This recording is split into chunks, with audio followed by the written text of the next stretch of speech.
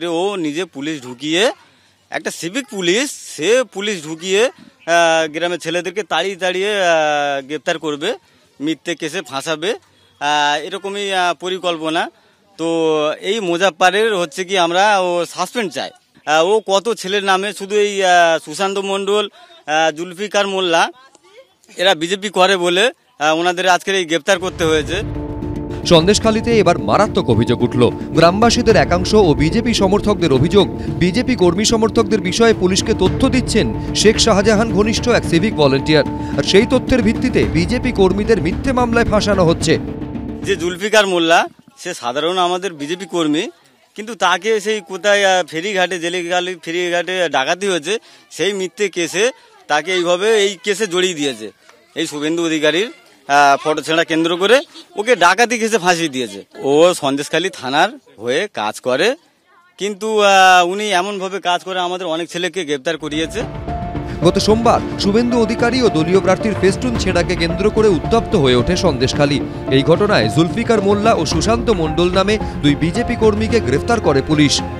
সোমবার দিনকে রাতে এই বাগদিপাড়া গ্রামে আসে পুলিশের একটি বাহিনী এবং দুজনকে স্পেসিফিক তুলে নিয়ে যায়, যাদের নাম হচ্ছে সুশান্ত মণ্ডল এবং আরও একজন রয়েছেন, তাকেও তুলে নিয়ে যাওয়া হয় এবং তাদেরকে কিন্তু গ্রেফতার করা হয়েছে।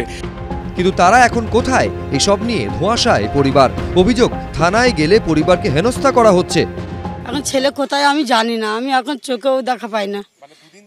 হ্যাঁ, দুদিন আমরা খুঁজে করছি, থানায় যাচ্ছে, ওই থানায় যাচ্ছে, ওই থানায় গেলে বলে রাজবাড়ি আছে, রাজবাড়ি গেলে বলে সেই সন্দেশখালী আছে। এরকম করে শুধু আমাদেরকে হারেস খাওয়াচ্ছে, আমার ছেলেকে আমাকে চোখে দেখাচ্ছে না। আর অনুষ্ঠান হরেন আমাদেরকে এখনো বলছে না যে অমুক জায়গা দিয়েছি, সঠিক আমাদের দেখাচ্ছে না, তদন্ত করছে না। সোমবার দিন সারা রাত ধরে আমরা হ্যারেস খেয়েছি, আমাদের কোনো খবর দেয়নি, আর এবং আমরা জানি না, তার মুখও দেখতে পাচ্ছি না। এই মোজাফফর শেখ যে এই সিভিক, ইনি আসলে এনাকে তো এই গুন্ডামো করার জন্য এনাকে সিভিক করা হয়েছে। এই তোমার পশ্চিমবাংলার তোমার এই রাজ্যের পুলিশ এনাদেরকে কনস্টেবল কেন, এনাদের সিভিক কেন করেছেন?